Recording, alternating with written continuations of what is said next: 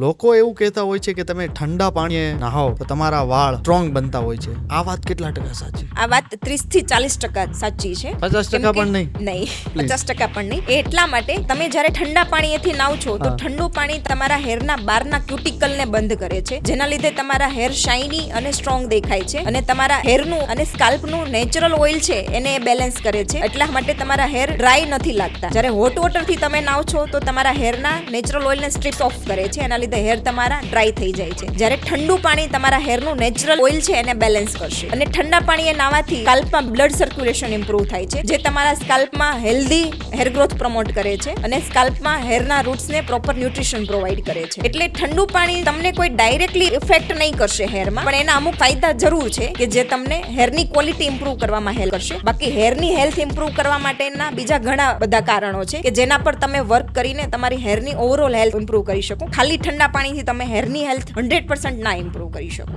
આવા જ informative video જોવા માટે અમારી ચેનલને સબસ્ક્રાઇબ કરો.